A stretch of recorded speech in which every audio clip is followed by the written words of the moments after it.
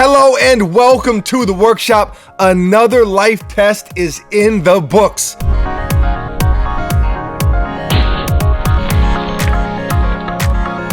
So this is an official update on the Air Jordan 4 Black Cement and or BRED, whichever you prefer, after 2 weeks of wearing, the pros and the cons, the good and the bad. You know how we do.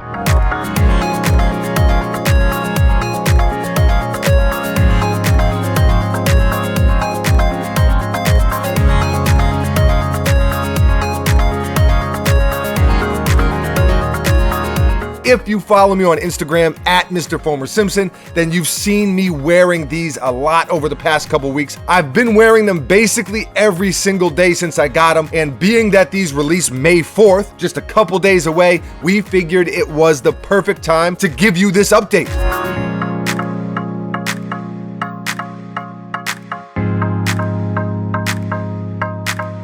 $200, that's a lot of money. Are they worth it? Well, here it is. Let's get into it. Let's talk about the comfort first. Right out of the box, not super comfortable. In fact, I'd say uncomfortable, and everyone's foot is different, but for me, with a lot of Jordan 4s, something kind of digs into the top of my foot. Now, I will say this, and this is why updates are crucial. After wearing them for about a week, that went away once I really broke them in. Now, is the Jordan 4 a comfortable sneaker in 2019? Hell to the nah.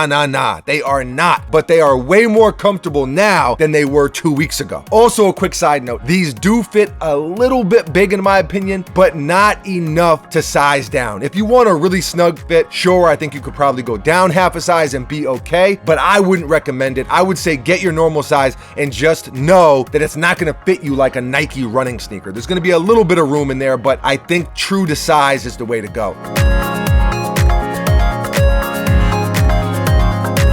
Material-wise, these are suede or nubuck or durabuck or whatever they're using these days, whatever it is. And we've talked about it before in regard to different sneakers, but whatever this material is, it is not the most durable of materials. You know, anything in that suede family is a little tricky. You just gotta know, if you get caught in the rain, you get caught in the snow, I know it's basically summertime now, but these were not made, or this material was not made, I should say, to withstand or brave the elements the way leather would. The sneaker's not gonna fall apart. They're holding up well in that regard, but just from the standpoint of material durability, not so much. Another thing people always ask us about, and I feel like people are super concerned with, how a sneaker creases. You know, you put a picture on Instagram, and if you're creasing your sneaker, there's inevitably gonna be 50 comments like, no creases.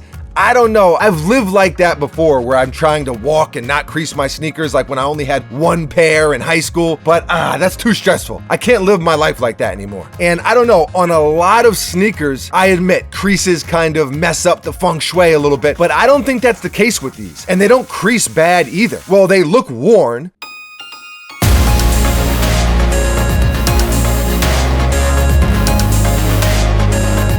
but not in a bad way at all, if that makes sense. If anything, it adds a little bit of character to them, and you can see from looking at them. I mean, I can show you better than I can tell you. Look at them, they're right here. There are some creases. Yes, they are a little banged up, but it's nothing too crazy. And like I said, I've been wearing the shit out of these. So I think as far as how they've held up looks-wise, even though the material isn't necessarily the most durable, I still think would have to be a pro. And it's really hard to go wrong with this sneaker, specifically this colorway in general. I mean, arguably one of the most classic Jordans of all time. Really, not even arguably, it just is. It is one of the most classic sneakers of all time. And for me, I like a sneaker like this because it does cost $200, and because that is a lot of money, but I know I'm gonna get so much wear out of them. I start questioning myself when I spend that kind of money on a sneaker and then I never wear it, or I wear it once or twice. These, it's kind of like a food buffet, right? You go to the buffet and you're like, okay, the buffet's $20, I gotta eat $80 worth of food, and it's kind of like this battle between you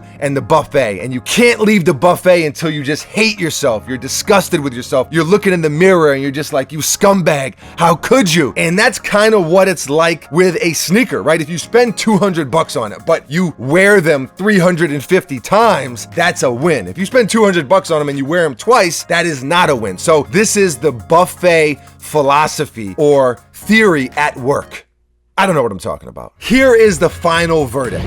Amazing sneaker, classic, 10 out of 10. As far as wearing them and holding up and the practicality of them, listen, if I had to come up with a thesis, no, thesis is the wrong word, but it sounded good. If I had to come up with a one-sentence summary of this sneaker, it would be: the Jordan 4 Black Cement, or BRED, is an incredibly dope classic sneaker, yet they are not the most comfortable or most durable. But like a wise man once said, small sacrifices must be made in the name of looking good. Yes, I know that was a run-on sentence probably, but hey, it is what it is. Those are my thoughts on these after 2 weeks of wearing. Leave a comment below and let us know, how do you feel about these? Do you have a pair? Are you planning to buy a pair? Are they worth $200 in your opinion? How do you feel about creasing your sneakers up? Do you like your sneakers to look worn, or are you one of those people that needs them to look like they're fresh out of the box every single time? Let us know. You know, everyone's different strokes for different folks, but we want to hear what you have to say. So leave a comment below, and that's pretty much all I got. Thank you for watching. You are very, very appreciated. We will be back tomorrow. Same time, same place, right here at the workshop with a brand spanking new video. Until then,